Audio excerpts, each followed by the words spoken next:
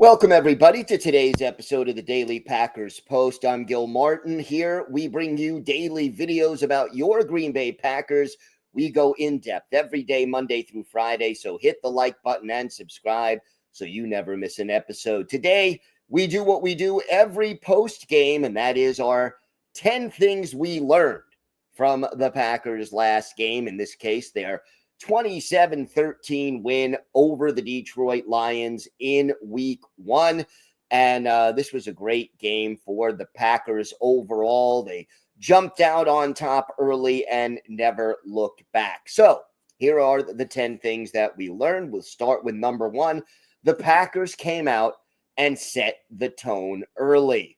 And this was important because psychologically there was a certain barrier about the Lions, who had dominated the Packers in recent years, winning 5 of the last 6, including both meetings last year. And yet the Packers got the ball first, went on a 12-play, 68-yard drive that ended with a touchdown pass from Jordan Love to Tucker Kraft. And that really set the tone for the game. 3 consecutive third down conversions on that drive. And Green Bay never was trailing after that opening drive. It really set the tone for the rest of the game. Number 2, we learned that Micah Parsons can indeed impact the defense, even though he only saw 30 snaps all game long. He ended up with his first sack in a Packers uniform and also had a tackle for loss. And yeah, he didn't exactly dominate, but when you only play 30 snaps, it's a little harder to do that. But he did make his presence felt. And it was clear that even just the fact that he was out there on the field helped create opportunities for other Packers pass rushers. Green Bay ends up sacking Jared Goff 4 times. They had 9 quarterback hits, and Goff's accuracy, which we talked about in our game preview back on Friday, definitely suffered as a result of the constant pressure he was under. And you look at the numbers, the Packers defense kept everything in front of them. Goff didn't have time to go deep down the field. In fact, the Lions had only 1 pass completion of more than 20 yards all game. So Micah Parsons clearly impacting the defense. Number 3, we learned that the defense actually did get the job done in the clutch. Now, the Lions did hold the ball for 35 and a half minutes almost, compared to just 24 minutes and 35 seconds for the Packers. But Detroit just 5 of 15 on third down and 1 of 4 in the red zone. And that 1 touchdown came in the final minute of the game, when the outcome had already been decided. And this statistic, I think, illustrates the way the defense stepped up when it needed to. The Lions' first scoring drive was a 16-play drive that took 9.5 minutes off the clock, but they only got 3 points out of it. Jeff Hafley did a good job of scheming up the defense, and the defense came through when it mattered most. Number 4, the Packers' run defense, especially on the interior, well, they shut down the Detroit rushing attack. A lot of concern coming into this season and coming into this game after the Packers traded Kenny Clark to Dallas in the Parsons trade, whether or not the run defense would be good enough. Well, they shut down the Lions' running game. Detroit as a team, 22 carries, only 46 yards. That's a 2.1 yard average. They had only 1 gain of 10 yards or more. Jahmyr Gibbs, such a dangerous runner. 9 rushes, 10 receptions, so 19 total touches, 50 yards. Colby Wooden, maybe the unsung hero of this game, he stepped up and did a good job stopping the run. He had 6 total tackles, including 2 tackles for loss. Wooden stepping up with an expanded role and played very well.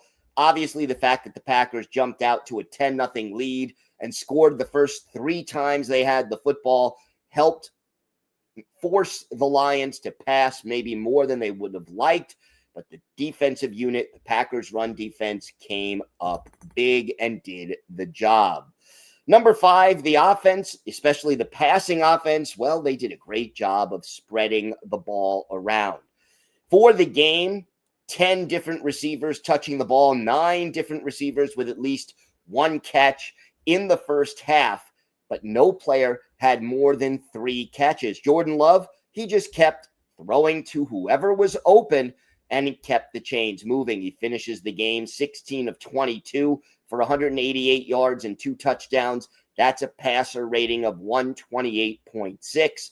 Matthew Golden, 2 catches on 2 targets for 16 yards in his NFL debut. Romeo Doubs, only 2 catches, but both of them were key receptions that were for 20 yards or more. It was receiver by committee, but it certainly proved effective against the Lions. Number 6, a franchise record was set in this game by running back Josh Jacobs. He ran for a touchdown in his 9th consecutive game, the final 8 regular season games last year, and now this one. And Jacobs started slowly, but to Matt LaFleur's credit, he did keep giving him the ball. In the first half, 6 carries for 8 yards for Jacobs, but by the end of the game, 19 carries, 66 yards. He scored the final touchdown. No, this wasn't a spectacular performance by Josh Jacobs, but he was effective and did what was necessary to protect the lead, and his physical running style helped the Packers, especially in the second half. Number 7, Darian Kinnard stepped up. Who's Darian Kinnard, you may be asking? Well, he is a backup offensive lineman who the Packers acquired in a trade after the preseason was over. And when right tackle Zach Tom went down with an injury in the second half, it was Kinnard who stepped up and filled in at right tackle, did a very solid job. In fact, the longest run by Josh Jacobs was sprung by a really good block by Darian Kinnard. So the offensive line depth, another area of concern entering the season, came through in this game. And Kinnard certainly, without a lot of time to learn the offense, did his job sufficiently. We got to check on Zach Tom's status for Thursday's game. A short week here. We'll see if Tom can be ready. Number 8, the secondary held up. Now, it was announced an hour and a half before the game that Nate Hobbs would be inactive as he continues to recover from preseason surgery that was, designed to have him ready for week 1. Well, he wasn't ready, but the defense did a good job without him. Carrington Valentine, Keyshawn Nixon, both playing well. Valentine in particular, very physical out there. And then Evan Williams coming up with a big interception in the closing minutes of the first half.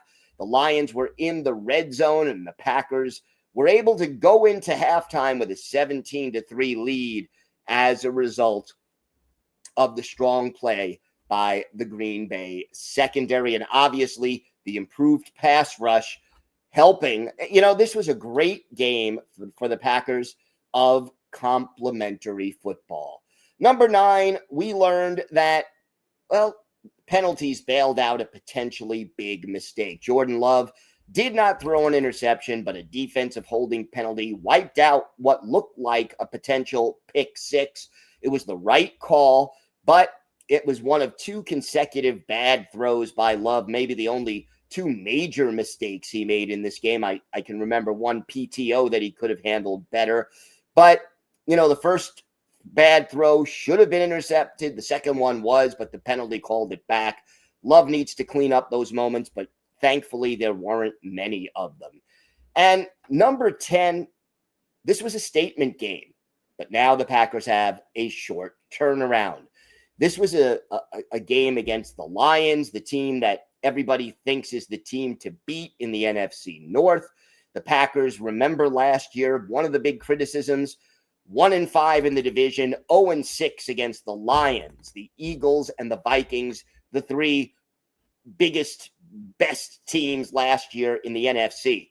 Well, yeah, it's only one game, but the way this game went, the Packers were more physical than the Lions, and they set the tone from the beginning. Yeah, there's still plenty to work on, but the Packers never trailed and rarely seemed in danger of losing the lead they took early in the game, and this is a statement win. Now the Packers have another tough challenge as they host the Washington Commanders on Thursday night at Lambeau Field. Beating Washington would be a fantastic start to this season, giving them a win over last year's top seed in the NFC and a team that lost in the NFC Championship game. It won't be easy, but so far, so good. A strong start by the Packers, and hopefully they can continue to play well and build on this win.